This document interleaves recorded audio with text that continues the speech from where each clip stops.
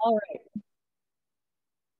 So welcome everyone to our April unit meeting, which we have titled Stories from the Field, Responding to Homelessness in 2023. When we were developing ideas for these league events, we discussed the ideas of belonging and othering and how it is that we know or are told where we have a right to be or not, who has a right to tell us where we belong, and who either welcomes us or rejects us as the other who does not belong. We considered the broad issues of economic inequality, racial segregation and discrimination, rigid gender norms and gendered power initiatives, and all could be examined with a focus on the question of belonging, but we decided to focus on the question of belonging made evident by the realities of homelessness in Pierce County. Our local league has a strong position supporting the human right to shelter, the right to belong in a safe and secure place where we're able to meet our basic human needs. This right to shelter does not currently exist in law in the United States, with the exception of 3 jurisdictions, state of Massachusetts, Washington, D.C., and New York City. And homelessness itself is criminalized in some form in all but 2 states, Oregon and Wyoming. Locally, policies being used in Tacoma and Pierce County to respond to street homelessness, especially regular and recurring sweeps of tent encampments and the enforcement of no camping buffer zones covering much of central Tacoma, mean that people without housing have literally no physical space where they have a right to be, no physical space where they can claim to belong. Our program tonight offers an opportunity to hear from people working in a variety of settings to bring about a different future, where housing is attainable for people of every income level, where homelessness is rare and non-recurring, and where on the way to these goals, vulnerable, unhoused neighbors receive respect and support in meeting their basic needs. I have worked with all of our guests tonight as part of the Tacoma-Pierce County Coalition to End Homelessness, or the Revenue for Housing Work Group that has lobbied for increased tax revenues for housing in Pierce County. I'm so grateful for your generosity and sharing your experiences in the field as you help us to see the experiences, motivations, and actions that you are taking in the face of this humanitarian and moral crisis. We will be able to see what can happen when we decide to turn toward and not away from our neighbors in need. So we invite you to speak for 5 to 10 minutes on whatever you most want us to understand about your experiences in the field, whatever field that is. We'll then have time for questions and further discussions. I'll briefly introduce each of you, and the order that I would like, so you'll know where you're coming in this, is for Jan Runbeck, Public Health Nurse, to be first, Gerald Daniels second, Janie Hitchin third, Jay Worley fourth, and Deacon Jeffrey Boyce will be our final speaker. Following these reflections and commentaries, we'll then have time for questions and comments from those of us who are listening to your stories. So if we're ready to start, we'll begin with Jan. I have a few sentences to say. Jan is a woman of many talents, able to make things happen that I can only imagine doing. And in this context today, she identifies as a public health RN and volunteer. She focuses on the health aspects of homelessness and the engagement between the person and the health system. Jan understands systems of care, policymaking, of bureaucracy. She interacts with these systems with energy and respect while calling decision makers to account when she judges that the systems harm rather than help people in need. So Jan, tell us what you'd like us to know about your experience and your work with homelessness. Thank you, Rosemary. I'm going to revert back to my professorial position here as a professor from UW Tacoma School of Nursing. That's my last paid job. Nursing is, for me, it was a ticket to adventure. If you want the most freedom of the world and be able to go anywhere in the world and get off at any depot in the world and get a job, you get an American nursing license. That was when I was young.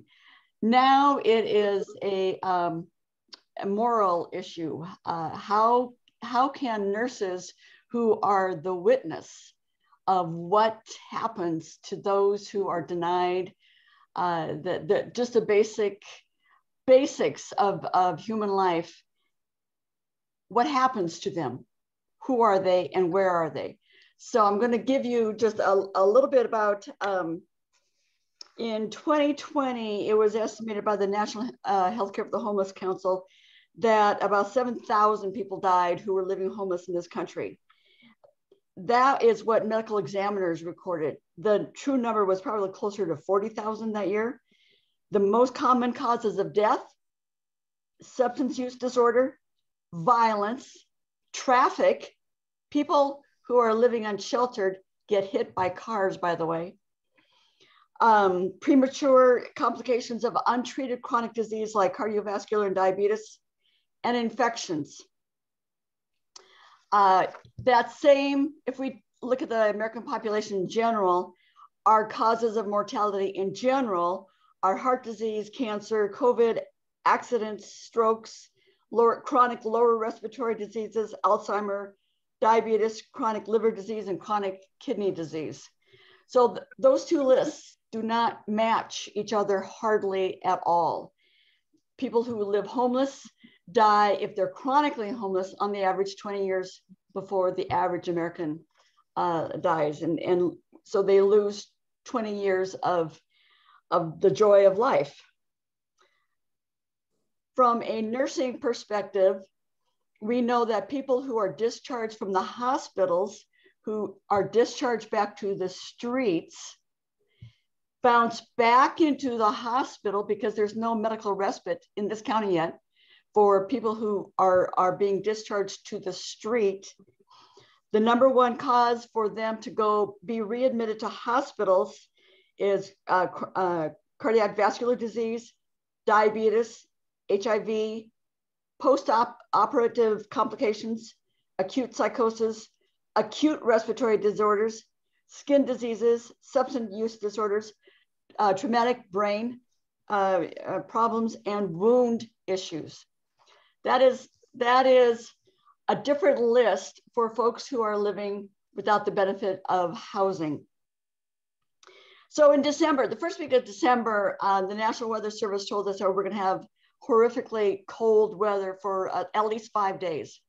A lot of us volunteers go out and find folks living in the streets to let them know that the county has provided free transportation on the bus. All the shelters are allowed to put more beds and more cots on the floor. There are new stand-up shelters. There are options for sheltering for folks to get off of the street and into shelter. Less than a mile from my house is 6th and Pearl.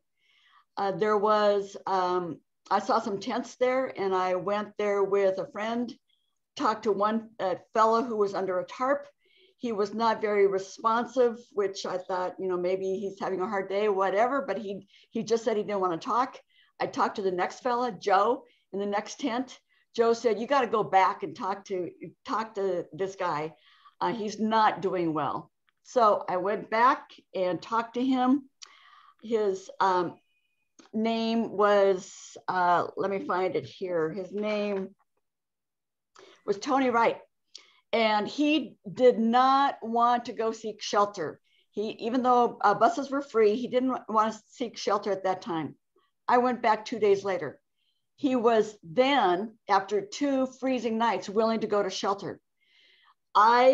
He was too sick and too weak at that point. So I called every available social service agency to get transportation. The social service agencies that were able to answer the phone were overworked. Nobody had a free van or an available van at that time.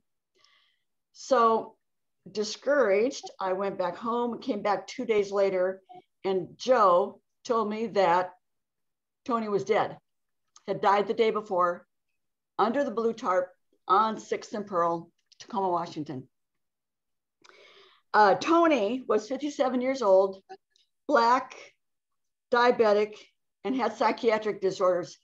He was worried about the people in the trees behind me. I turned around, there were no people in the trees, but he was very, very, very afraid of those people coming to get him in the trees.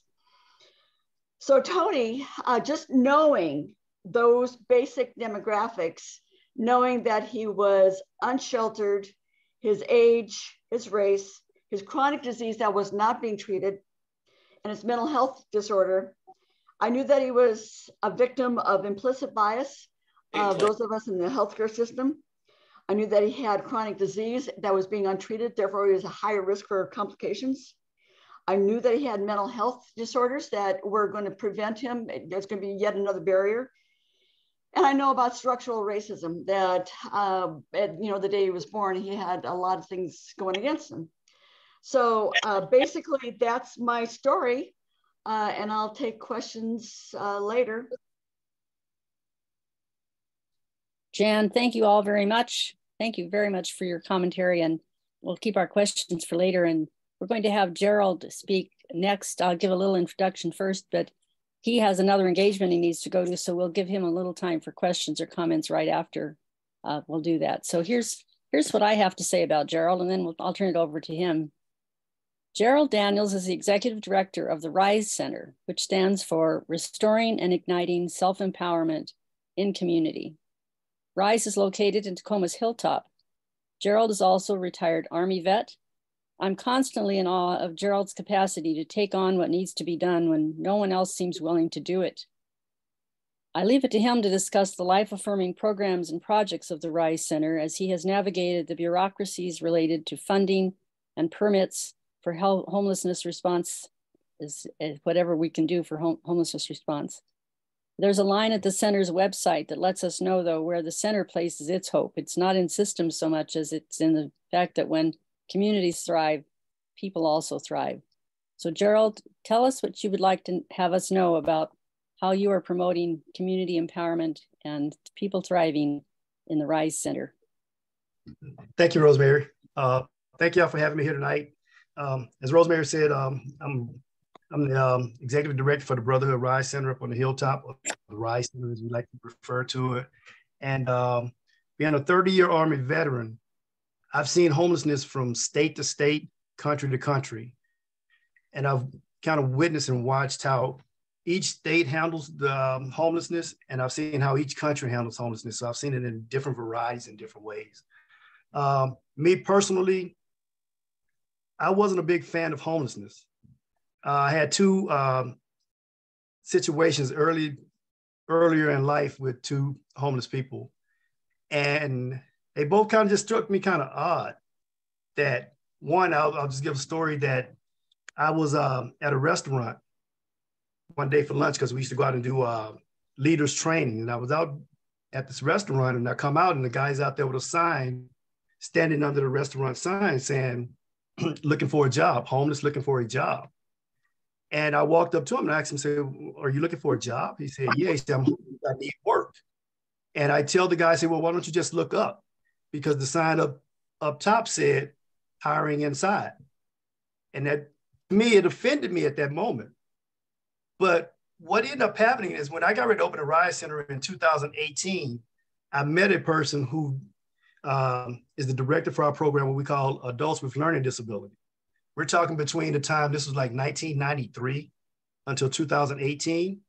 Well, what I understood from Felix Strozer, who runs that program, that this guy may not could have read the sign that was above his head.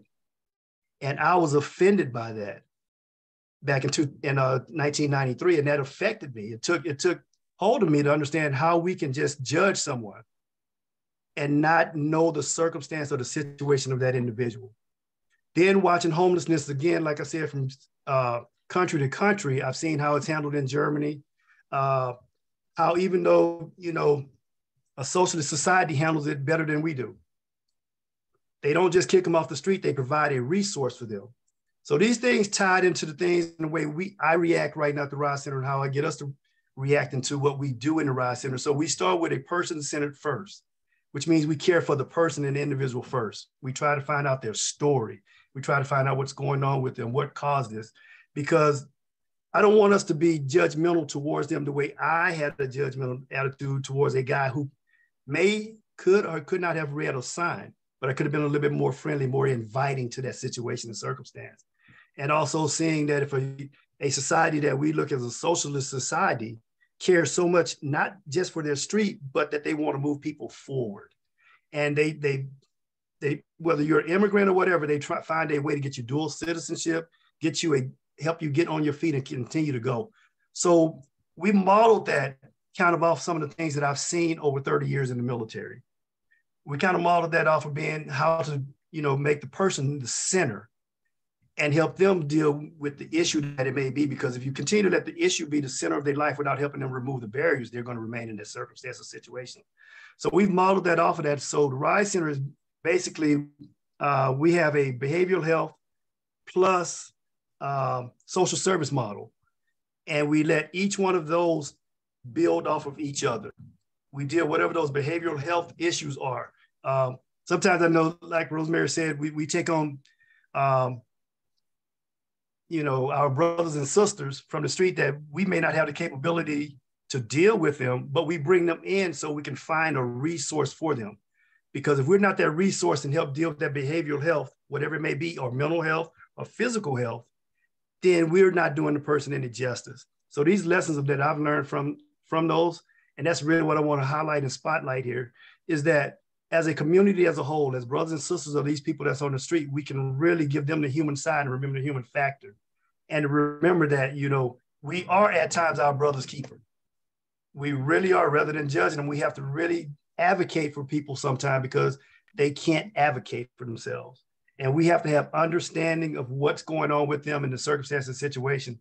And that's what that's my driving factor in the RISE Center, because I never really wanted to get into this work. I never thought about this work. When I retired, I was in Germany, living life and just thinking even thought about just changing my citizenship and just chilling in Germany. But when God called me to this work here, I took my time to hit the streets. Took my time to get out and understand, to really learn and understand the circumstances and situations. And it shook me a little bit because I learned that you can be one paycheck from being in that same circumstance or situation.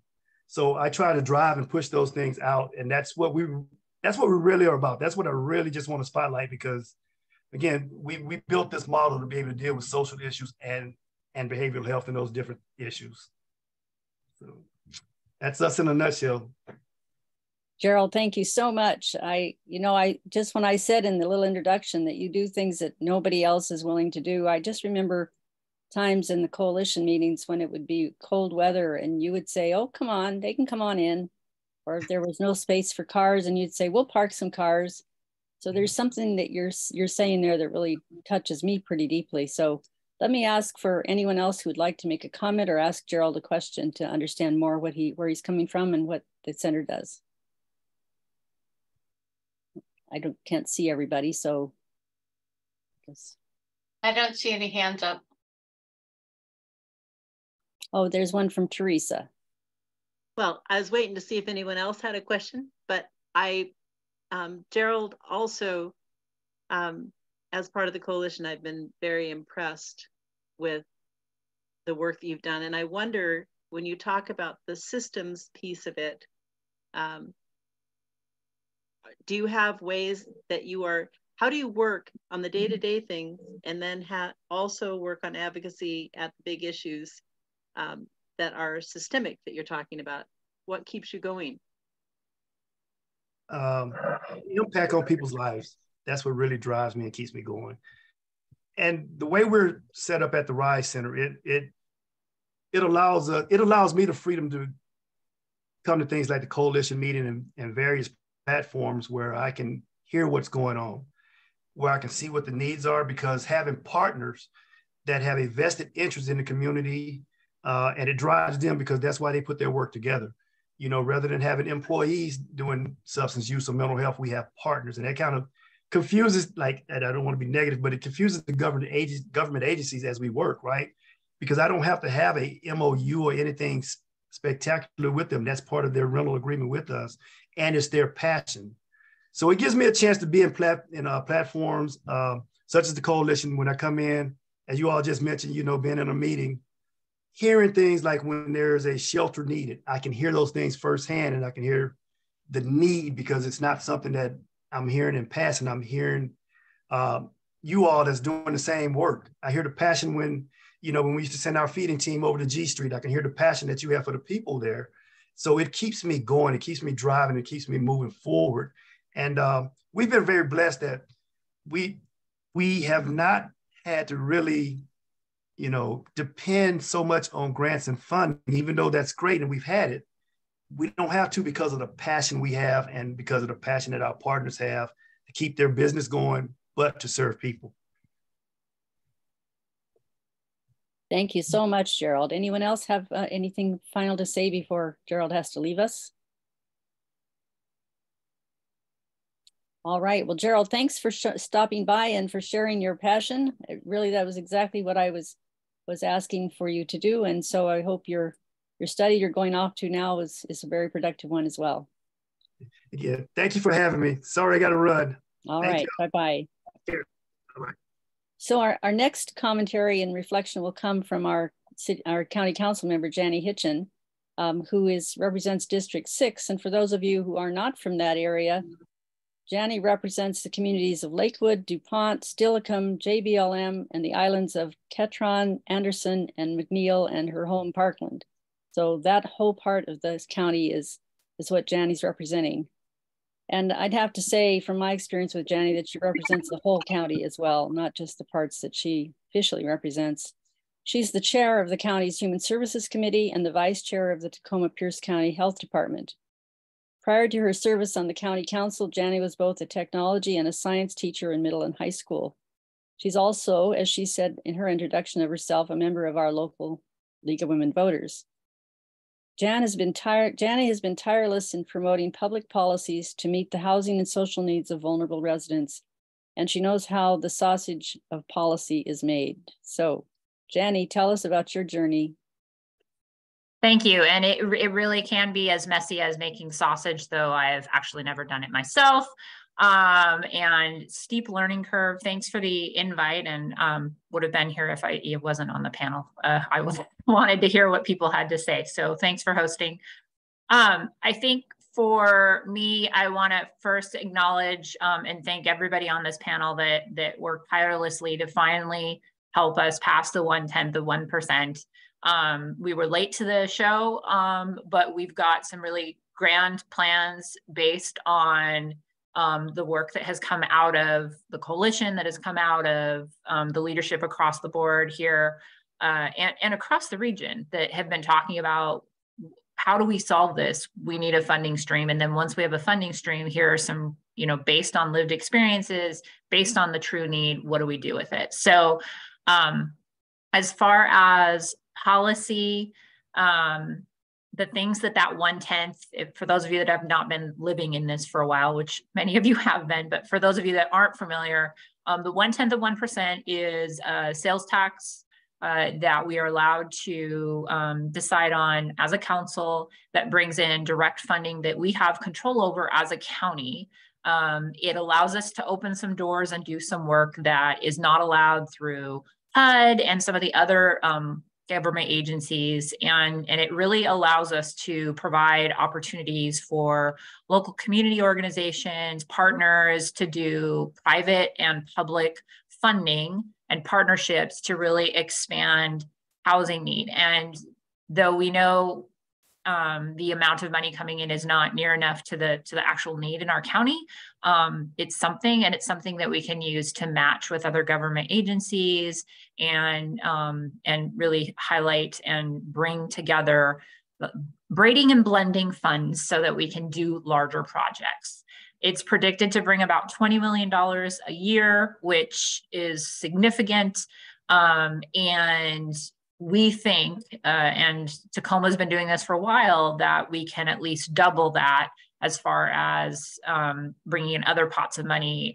And they're in Tacoma's numbers and a couple of other agencies, like for every $1, you can get, $10 or $20 additional funding that comes in, which then are really big numbers, right? So it's pretty amazing. So thank you. Started with that. Second thing, as far as what we're doing, we've commissioned several different reports and studies to really talk and learn as a county and highlight what's going on regionally. Our performance audit team, which is one of the committees that I'm on, is working on resistance to accessing shelter. So actually talking to our community members that are turning us down, like the gentleman who turned us down, who sadly passed. what would we have to have said for him to accept before that crisis and death? For our community members that don't want to enter our shelter system, what bad experiences have they had, probably multiple times, and how do we fix them? And really taking a look at that. And that takes, there's some finesse that will have to go into this, but it's important, because I can't fix a system. We can't fix a system until we really address what's wrong. So that's a part of what we're doing right now. Another big policy work that's going on right now is out of the comprehensive plan to end homelessness, there was a request that we really need a regional approach. So having some sort of unified regional approach. And there are a lot of people with a lot of very different ideas. And so right now we're really weighing what are all the ideas. Now that we have a funding source, how do we actually do that? And my big push is going fast and ignoring all the things that other communities and counties and states have done wrong, and just doing what we've already done is not going to solve our problem. So how do we go together with some real intentional thought and understanding that there's some learning that needs to happen? So I think that process is happening right now, and we're taking it really seriously and not just saying, oh, let's just click and do this, right? It's not a check the box. I don't want it to be another layer of bureaucracy that creates another complication for our providers and community members. More government is not what we need. We need effective streamlining and the way to bring communities together.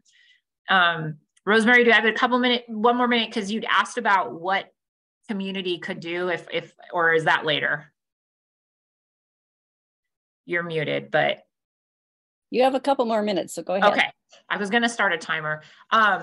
So in the ask, one of the things they said is there something, that people could do out in the community right now in regards to homelessness? So we got the 1/10 pass, so that's a good. Tacoma's already got it going. We had another city that passed it. So we have funding coming in. I need communities to step up. Tacoma's been doing a pretty heavy share, if not all, in most cases, of our homeless services.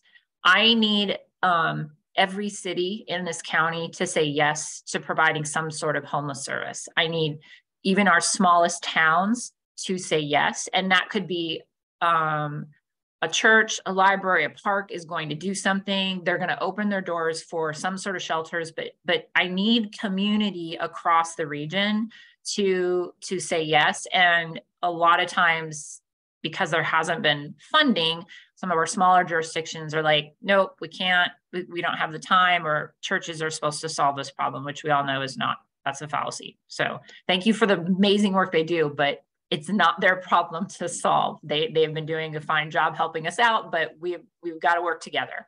So just talking to any councils that are in your region, reaching out. And then the other part is safe parking is a new program. It's been going on for about 2 years now. Officially, it's going really well. It's one of the easiest ways for a small community organization, a church, a nonprofit, even a property owner to say, hey, I want to do something. And we will kind of connect you with how that works. And there is a process now. So they either need support for the people that are doing that work. So they're looking for volunteers, and those are kind of sprinkled in a couple different places in unincorporated Pierce County and in some of our other jurisdictions that don't have a lot of services like Puyallup and Spanaway and so on. So anything you can do to find new locations that might be interested. And in addition, providing help in those areas, because those are some of the quickest, easiest ways, especially to help somebody who's in that weird transition of they weren't homeless, they became homeless, they still have all their stuff, they haven't got a lot of trauma, they aren't doing things that are, they're just in between stages of life, and they need a leg up and a hand. They need someone to help them and give them a safe place to land. And safe parking allows them to stay closer to either jobs, where their community is. They feel safe because it's a small number of people, and they have all their things, and it's not the best, it's not permanent, but if you're only going to be experiencing homelessness for a couple of weeks, knowing you have a place to go that's safe is so important. And if they don't trust shelters, they are doing wonderful things. So thank you. Thanks for the opportunity. I'll be quiet now. Thanks, Jenny. You don't need to be quiet at all, but we appreciate your work, and we'll have time for some questions as we hear from everybody else too. So I didn't realize I was muted. Sorry, I'll have to start over again. Thanks again, Jenny, for your comments, and we'll have time at the end of the commentaries to have questions and more ideas. So next up is Jay Worley, and I'm really delighted to introduce Jay, a new friend, more recent than some of the rest of you, but a passionate community advocate with knowledge and strategies gained from experience with early diagnosed ADHD, other spectrum disorders, childhood trauma, chronic homelessness, mental health issues. These are all things Jay's shared that are markers for her experience. She works with community partners to raise awareness of alternate lifestyles and ways to cope with disabilities and trauma, works to create safe spaces and systems around divergent choices in an economy that demands homelessness and unemployment. Jay pushes for reform in government response, housing, and alternate life choice options. In my view, she brings deep insight and an honoring of the creative potential of people currently living without housing if we only make opportunities available. So Jay, share with us what you'd like us to know about your experience and how we can be supportive as people who care. Hello, thank you, Rosemary. That was very kind. There is so much that I'd like to talk about. Some things, though, are responses, and some things that are pivotal to understanding homelessness and how we work and what happens when we deny housing in particular. There are many reasons to say no to housing that aren't open conversation because they are taboo conversation. Conversation about mental health, conversation about treatment that we go through in housing when our service providers are overtaxed and overdrawn and at the end of their rope. Issues with just living on the street as a community. Yes, I'd like to say that again. As a community, the homeless are a community of their own. They are people, each individual with their own story.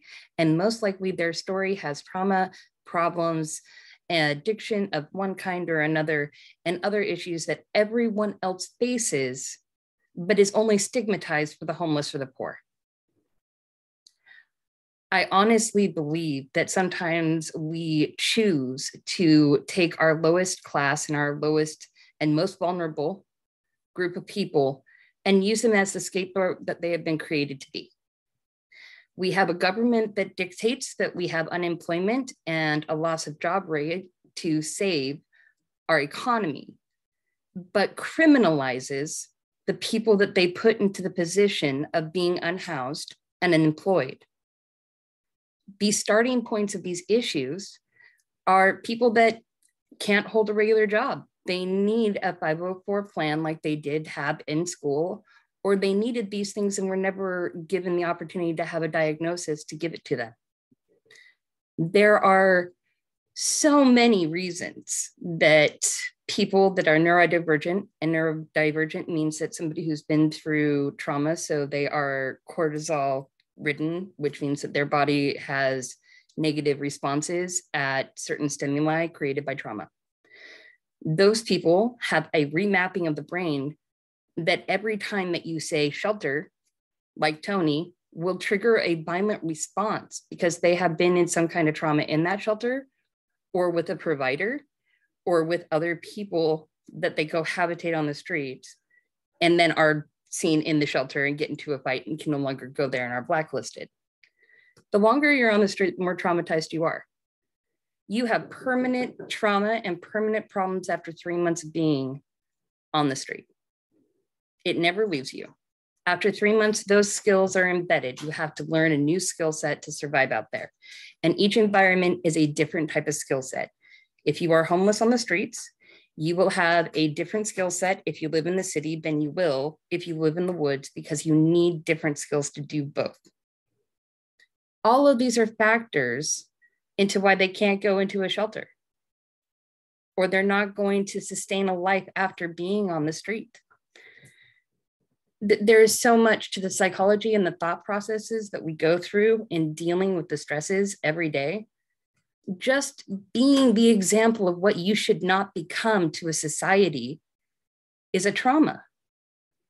Every day we are walked past, and we are the reminder of what you could be if something goes wrong in your life. If you were the placeholder of what is wrong and what is the punishment, how would you do at taking what you should be okay with having? If I looked at any one of you and said, after a natural disaster, that you were lucky to get what I gave you, and you should be so happy that God graced you with my existence in your face, how would you feel? Would you want to take from me? Or would you want to flip me off and tell me to go kiss it? Generosity to us is not necessarily the generosity that we seem to feel like we're giving. Upholding them, talking to them, sitting at a bus stop and listening to their story, humanizing a human can go so far.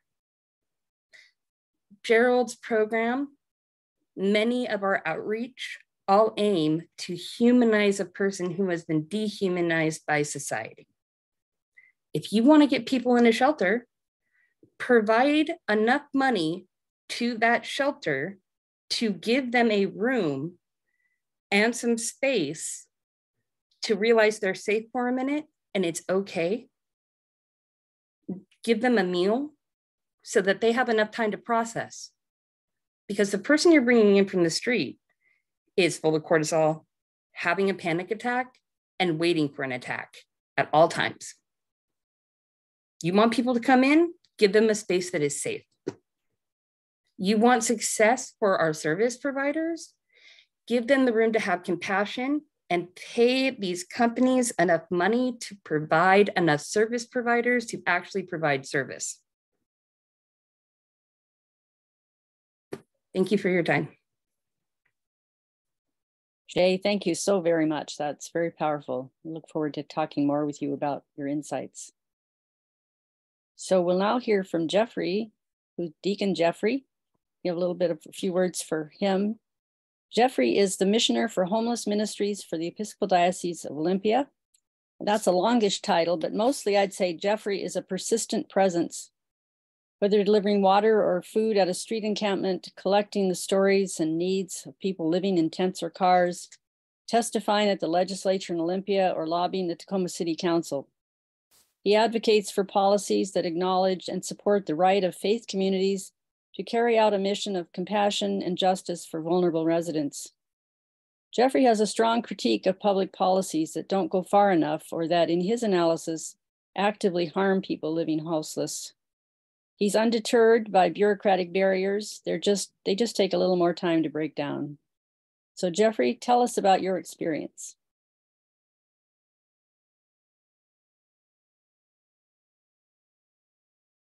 You are still muted. Thanks for that tip. For me, I think a lot of it started with the ESHB 1754 from the 2019-2020 legislative session. I had been approached a year earlier by one Reverend Bill Curlin, who had been authoring this bill, and came to me and our Bishop's Homeless Task Force, which I'm a chair now, to address the legislature, or address the committee that was handling this bill in the Senate, which I was able to do. Since then, Reverend Bill Curlin and I have become friends, and we work together on various things in Olympia together. Out of this,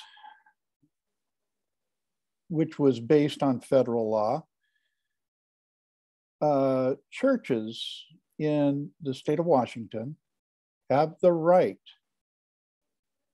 to work with the homeless on their property without interference from local governments. This was a tough sell. It was a tough sell. Bill had been at it for about 4 years. I was in it for 2, the last 2, and we did get it passed. And we were told by the legislative leaders that it was the one bill that crossed both sides of the aisle quickly. There were only 3 abstaining votes, and all the rest voted for it. Now, that doesn't mean that there haven't been some cities that have pushed back on that. There have been some. City of Tacoma is one of them.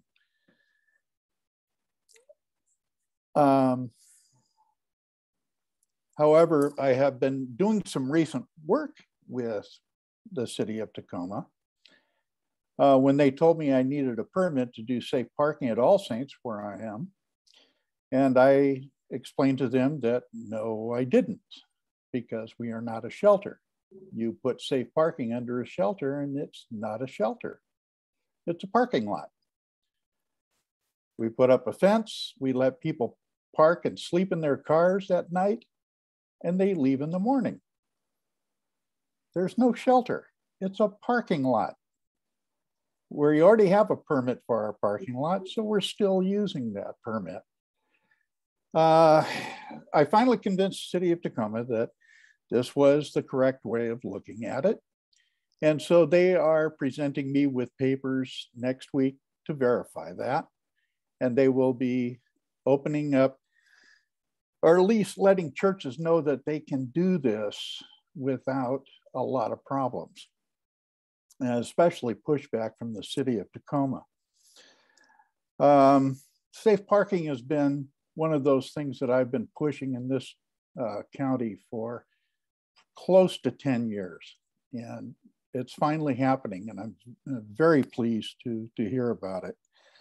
The other things I've done is when they started building Veterans Village out on 82nd and Pacific, I knew the principals in that organization, Up We Hope. I worked with them just kind of in the background, mostly as a chaplain, and now a chaplain to the veterans who are in that camp. They have done tremendous work there in getting people housed and getting people housed fairly quickly. The other areas I've worked in is getting my church to adopt Veterans Village and provide 2 meals a month and other items as needed. I just delivered a bunch of socks and underwear because that was one of their needs. I've also gotten another one of the Episcopal churches, Christ Church in Tacoma, and also St. Andrew's Church in Tacoma, to also provide 1 meal a month to Veterans Village. I still think that the churches should be a part of what we're doing. I'm not saying that they should take all the responsibility. I think the government should do that. And if they're not, then the churches have to be there to pick up the pieces. And I'm very much a part of trying to get the churches to pick up the pieces, because the governments have been really slow to respond. I can honestly say I'm thankful to the county for taking the role as the primary in the regional plan. I know there are people in the city government in Tacoma who are working hard to be a part of the solution and not a part of the problem. Unfortunately, I can't say that about everybody who works for the city of Tacoma. I will continue to speak in Olympia. I will continue to speak in Tacoma. I might even go to the county and speak to them about what we need to do. We need to take care of these souls. These are all number one, citizens of this city. And we are, how can we, as human beings, as citizens of this country, take other citizens and throw them in the street and not take care of them? It has shown me that the veterans, what they have at the Veterans Village is working because the idea that we're taking care of veterans has worked. People pay attention to that. But there are other camps and there are other people and they need help too. We have families in cars. We have families in tents. We have single women or solo women, I should say, escaping domestic violence who are on the street. One of the saddest things I hear when I'm talking to people is rape and abuse is common in the language of women in the camps. We need to do more, and we need to do more now. I'm doing my part. I hope everybody else does too. Thank you. Thank you very much, Jeffrey. Appreciate those words very much as well. So for everyone here now, we've heard stories of people who are involved and made a very powerful life commitment to working on the issues that we could identify as major issues in our city and county. And I want us to take some time to think of other commentaries or questions we might have for them. I have a couple that I can use, but I want to hear from others before I do those. So as you think about what you've heard tonight, something that rises for you that you would like to say that you've learned, or something that you'd like to ask for more information about, and just raise your hand whenever you have something to say, and I'll try to recognize you.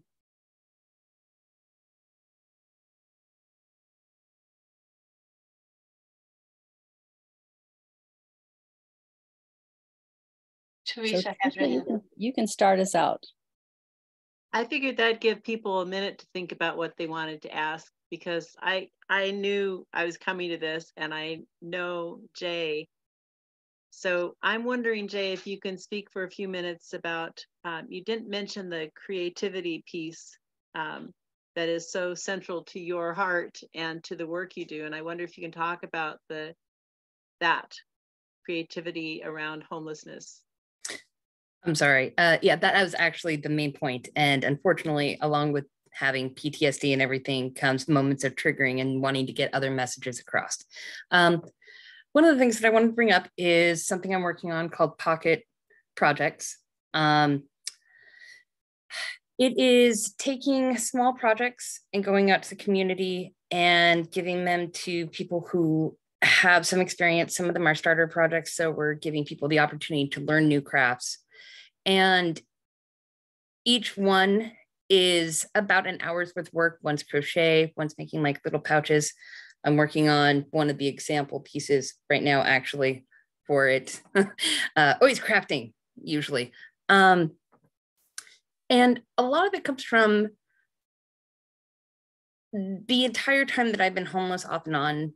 Crafting has saved me. It's been a form of feeding my family. It has supplied opportunities to have holidays that we wouldn't have had. One year I made 10 necklaces and got about $150 from commissioning them out and was able to pay for Christmas. So crafting has been a source of grace in so many ways, on top of the self-esteem and the ability to get out of a lot of the situations to get back on my feet over and over again. people with ADHD, about 18% of us can hold a job. And those people can only hold a job for up to 2 years. We don't do well in environments. We have oversensory problems. Many of us have chronic migraines. There's many other problems that happen from having ADHD. And crafting is one of those things that is beautiful for us because each individual can choose a skill, and when they get burnt out on it, pick up a new one. And then teach people the original skill they learned. It is an ever cycle of being able to share. And then it can spread into things like upcycling and fixing holes in our community that we have, and gardening and mental health and healing properties and being able to share and build community. And sitting there and having your hands busy gives you the opportunity to tell you to share where you came from without having to meet somebody's eye, and have the community and knowing that you're not alone. To Jeffrey's point, women in particular have a really hard time because we have, even if we are couch hopping, demands is the best way to put it, demands, because it's part of the payment of having a place. And if you're crafting and you have skills, those demands are not the same demands anymore. You have something you can trade. And so there are so many factors to crafting and learning and teaching. And part of it is being able to make an income and get off of getting off of SSI or getting out of benefits. So Pocket Projects is really aimed at giving people the opportunity to learn a skill and become self-employed and work through trauma and build community and build a sense of self that they're not going to be able to find in common education or job practices currently. Pocket Crafts hopefully will get into becoming a shelter and a hub and a place where people can come in and work for a couple of hours, because some people with disabilities can work for a couple of hours and then need to take a couple hours off. And during their off time, they could go and take showers and go and do other things and self-care things, read a book, paint a picture, do some coloring, get away from the hostility of the world that they live in every other moment of the day. Yeah, I think Teresa's showing off my flower. I made that, it's a suncatcher flower. Thank you, Jay. That was really important to add. I'm glad you got to talk about it, and thank you for asking, Teresa. So other questions that someone has for either the whole group of speakers or for one in particular?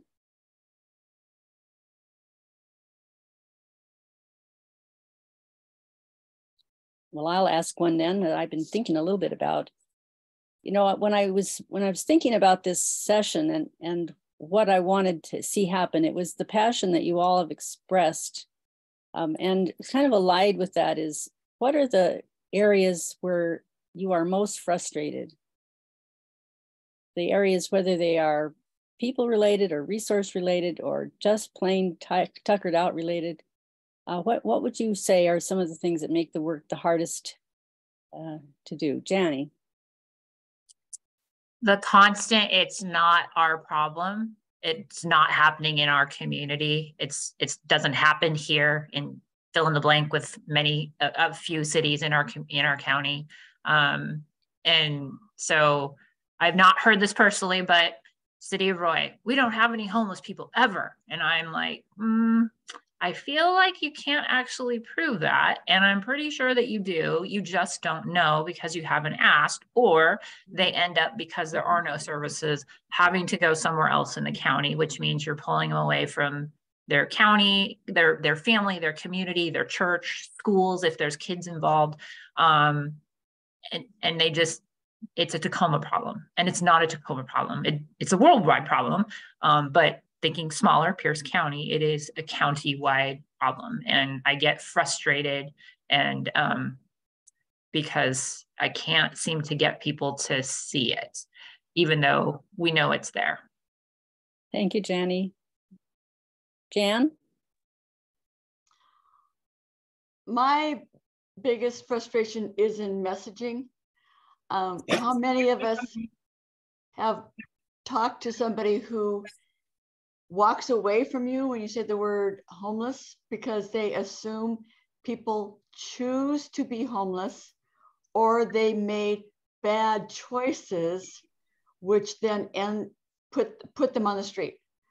So this idea that this is a part of society that is lazy or criminal or deserves absolutely nothing because I everything I have I deserve because I work so hard for, and this absolute blinders to the causes of housing insecurity or food insecurity or employment insecurity. It's and to think that anybody wakes up on the street wanting to wake up and first thing they say in the morning is, I want to be homeless. I don't understand the actual hatred and antagonism that I have felt by, members of my own family. And I don't know, Teresa is working with the coalition to try to change messaging. I don't know how to make a identified segment of the population seem human to a group of people who are absolutely, they vilify those that are homeless. And I can't get past the first sentence, let alone, I mean, who wants to hear a lecture on social determinants of health, right? I mean, nobody does, but Teresa does. But it's just, that's my biggest frustration, is that I understand that there's absolutely no political will to do things like individual rooms or a major medical respite. There's no political will because government lags. There's an identified problem, and then there's a leg for government to recognize and do anything about it, and then you've got to get the taxpayers on. I understand all that. What I don't understand is the individual member of society that is saying that person deserves to live that way, and they are the scum of the earth. I don't get it. And actually, I come back and I continue in this work because of people like everybody in this room. So knowing that I get to see Jeffrey again, and Teresa and Gerald and Jay and everybody else, that's why I stay in it. Thank you, Jan. That's really a very important point that you're making. And I understand the frustration very much too. So Jim. Yeah, to the point that's just been made, when we started with safe parking, we had a community meeting, we got all kinds of opposition, real hostility. All the things you said, plus you're going to be bringing drugs and addicts into the community, and once you set up safe parking, word's going to get out. You're going to have tent cities all over the place, and it's going to destroy our property values. Enough hostility that I didn't think it would be safe to have safe parking under those circumstances. And Jeffrey and I have talked about this at some length, but we're going to push forward with it starting probably late summer to start safe parking again. But any thoughts on how to get around that kind of opposition? Besides, I mean, it was entrenched, as has been said. How do you convince them that they're human beings out there, and that we can do good things for them? And if they're not parking in our lot under security cameras and safety, they're parking on your streets. How do you get that across? Jay, did you want to respond to that? I did. I think that it's very important that we start looking at people and going, why do you think that? Whenever we're faced with that question of why did you think that, where does that come from? We're inevitably forced to look at the beginning of that thought process. And it usually is derived from our families and Reagan and this concept that happened in the 70s and 80s of poverty building concepts, where they did it, and rhetoric that was political that really imprinted our community and our culture.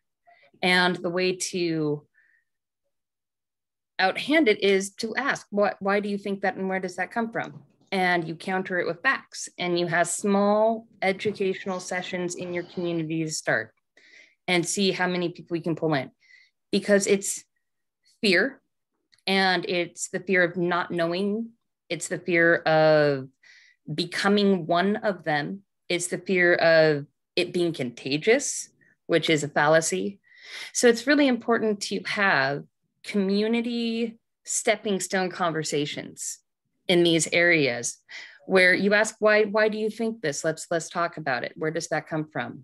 And education is so important right now, not only in this area, but in a lot of the concepts we have in our social order need to start being challenged. And the only way to challenge those things is by asking questions. Thank you, Jay. You're doing a lot of good work in doing those questions. So thank you for doing it. Yeah, thank you. So I don't know if anyone, if Jeffrey wanted to, do you want to speak to the question of frustration? Oh, Fine if you don't, but if boy, you do, would I love to. we get Jeffrey's rant now, maybe, huh? I get so frustrated sometimes, especially talking to some of the bureaucratic leaders in cities who go back to the 80s and 90s with the homelessness. And most people don't realize that the whole face of homelessness changed in 2008 during that crisis. Now, all of a sudden, we have families with kids that are homeless. We have people over the age of 70 who have been priced out of their apartments because they don't make enough on Social Security. And this is a large percentage of the people that we're seeing homeless now. It's not the drug addicts. There are some out there, yes. There are criminals out there, yes. But the ones you don't see are the families with the kids living in their cars, living in tents. They're all doing the best they can, but we don't have enough low-income housing in this county. We just don't have it. And fortunately, the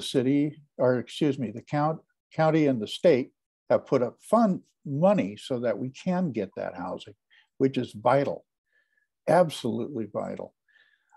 We don't do enough for the mentally ill. I worked in the mental health field for 15 years before I retired. We were not allowed to discharge anybody to the street.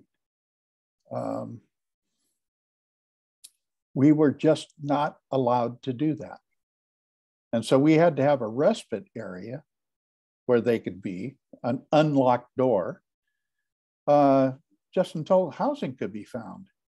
I mean, it's that critical and that hard right now. Yeah, low-income housing for seniors. Wow, what a concept. You know, they get Social Security, it's fixed. You might get a raise in 10 years. You might not. But your rent's gonna go up. It's gonna go up every year because that's the way landlords work.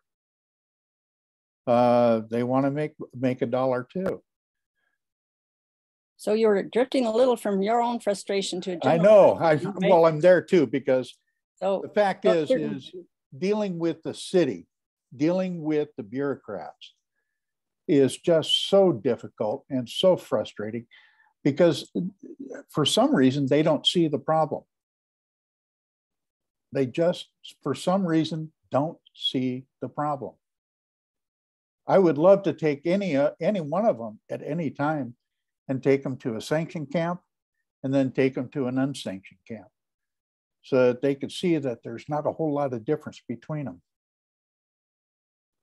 And I know, I go into both, I know, but this governments don't know, the bureaucrats don't know.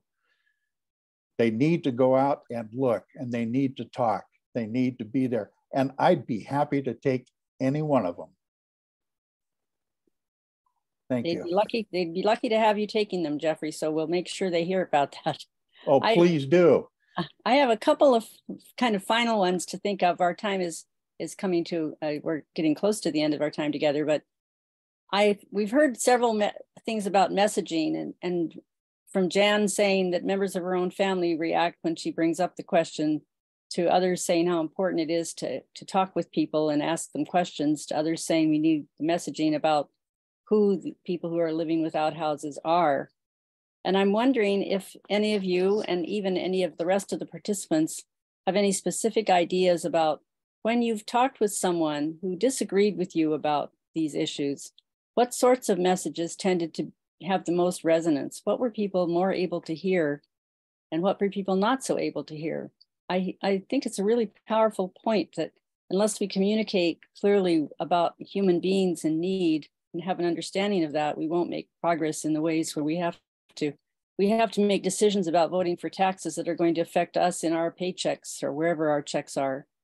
So we have to change our hearts before we can change our budgets. So I'm wondering if you have some thoughts about specific messages that seem to have been able to get closer, open up the hearing a little bit more than others.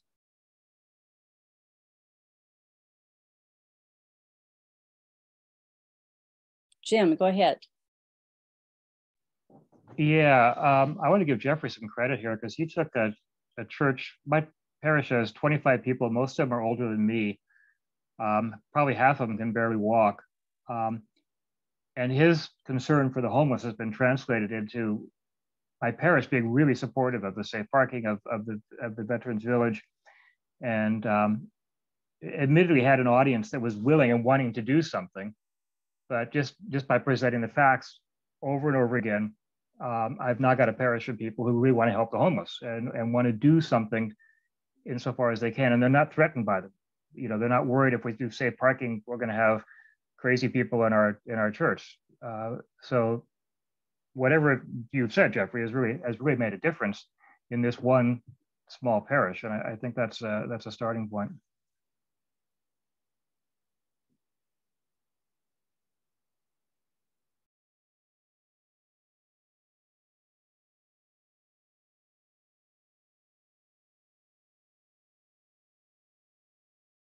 Rosemary, you're muted. I was calling on Jay and I thought maybe she was frozen and I was frozen. Anyway, go ahead, Jay. I think it's that humanizing factor that's really important that we need to bring into play is explain who is becoming homeless currently. It is hard to keep a house when you have 100,000 for an income currently. Our essential workers are our new homeless class. It is important to understand that. The families that are seeing are the essential workers that upheld us through an entire pandemic that we are now penalizing because they don't make enough money. So it's really important that we start raising that awareness that this isn't drug addicts. I have no history of using drugs and I have no criminal history, but I have repeated homeless history. So those are things that are really important to focus on. Like, you don't have to have a history of any kind to become homeless. You can just be a person who has problems in life. You can have an accident and lose your ability to stand for more than an hour and no longer be able to sustain your job. And SSI only pays, if you do not have enough work credits, $940 a month. And let me tell you, I have, and regrettingly, sustained a family on less than $900 a month for more than a year. And it is hell, even in low-income housing. So we need to really prioritize the who. Thanks, Jay. Jeffrey? Yeah, I'd like to go back to the one question. Sorry about getting going. When the city wanted to go in, City of Tacoma wanted to go in on the HB 1754 and get grandfathered in, they threw the name, safe parking, onto their codes for shelters.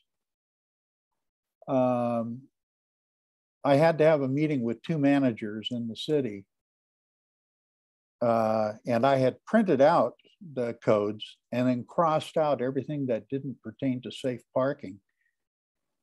Told them that they come in 5 o'clock in the evening, they leave at 8 o'clock in the morning. And so the manager of permitting said, "You mean they're not using your building?" "No." "You're not feeding them?" "No." "I'm giving them a place to park, a safe place to park." oh, well, that's not a shelter. That's a parking lot. You don't need a permit. That's what it takes, is those kind of meetings, is trying to teach bureaucrats what you're doing. So let's get the bureaucrats out into the camps, meeting the people, so they have an understanding of what we're dealing with. Thanks, Jeffrey. Teresa? I just want to say a kind word about bureaucrats, because some people might even say that Janie is part of the bureaucracy of the county. And there are plenty of people who have those kind of jobs who actually have a fair amount of compassion. So I wanted to comment on Rosemary's question about the messaging. Janie did a really good job talking about how this is not a Tacoma problem, this is a Pierce County problem. I think that's a really important message that can help connect people to the fact that, you know, your children and aunts and uncles, people are coming into Tacoma for services. It doesn't mean that Tacoma is causing homelessness. It means they can't stay close to their homes, as she said. So I want to say that's a very good message. I'm really happy that somebody out in that area with some clout is putting that forward, and would love to support you in that. Thank you. And so we have about 6 minutes left to tie things together. And earlier on, and Janie did this in her commentary about what people might be able to do, and she asked for assistance in making the problem be more obvious other places. So for the rest of you who have spoken tonight, if there's anything that you would think of that people in our group or people in our spheres might be able to do, that would be your final message to us as people who want to care as well, this would be a time to do that. So I'll just call on you, and if you don't have anything further to add, that's fine, but if you do, it would be a chance. So Janie, anything to add? No, appreciate the opportunity, other than if you live in the city of Lakewood, they're either currently or have passed possibly the a camping ban and a no drug ban. They're also looking at changing their zoning around affordable house. I'm not sure. I haven't read everything that they're doing, but if you live in Lakewood, please check in with them and reach out to the government there. We need them as partners. Thank you. Jan? Yes, the Continuum of Care did some work about 5 years ago and did an analysis of the different kinds of homelessness: veteran, youth, chronic, I think LGBTQ and another kind, mental health. And the most successful group transitioning out of homelessness was the veterans. They had the shortest amount of time spent in homelessness, and they were the quickest to get out of homelessness. And it was entirely because of intensive case management. They supported transitional housing. So if at all possible, when at all possible, push for supportive transitional housing. Thank you. Thank you, Jan. Jade, you have something to add? Go make a friend with the homeless person and get to know them. That's also great. Go write letters to your Congress, to your senators, to your council members, to your whoever you can write to, and discuss about humanization, respect, and community building over depletion of economy. If we support each other, our economy will not fail. If we continue to hurt each other, it will. Thank you, Jay. Those are important words. And Jeffrey, you can have our last word here for these commentaries. Oh my. I would say the same thing that Jay has said.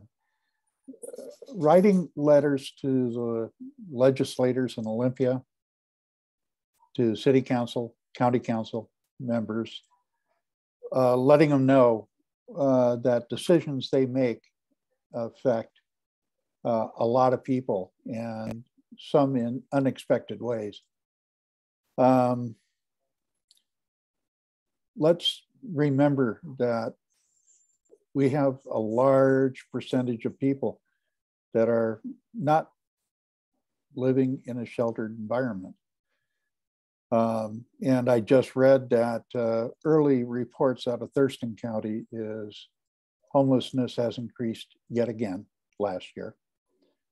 And I expect to hear the same thing out of Pierce County this month sometime. So the problem is not going away. So let's be creative in finding solutions, because the solutions we used to have don't work anymore. We need new solutions. Thank you. Thank you, Jeffrey. And I noticed in the chat that Teresa invited people who might want to join them at the Union Street Loop, 10 a.m. on Thursday, in support of campers. Tuesday. Oh, I'm sorry. It says Tuesday. I'm sorry. I said Thursday. I meant to say Tuesday. Okay, Scratch so that. I can't 10 change a.m. on Tuesday when there's a sweep that's been scheduled to happen. So that's a way to be present if that's something that you're inclined to. And I don't know, I want to thank all of our guests tonight. I was very happy to hear from you, and the work that you're all doing is so important. And together, as I think Jay said so powerfully, we can really make a better world, a world where everyone has the opportunity to attain housing that's safe and secure, and where their life expectancy isn't cut short by up to 30 years because of the trauma of the street. So is there any announcement that anyone would like to make before we all leave? I see Jenny put her information in the chat if you want to contact her about things as a friendly bureaucrat. There we go. Please do. Is there anybody who has an announcement to make or something to do before we close the meeting?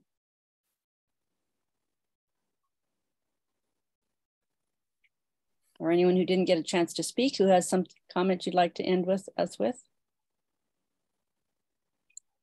Okay, well, I want to thank all of you for coming here, and thanks to our guests, and let's give everyone a round of applause for being present and sharing your stories of the field. So I'll look forward to seeing some of you whenever we see each other again. Thank you all.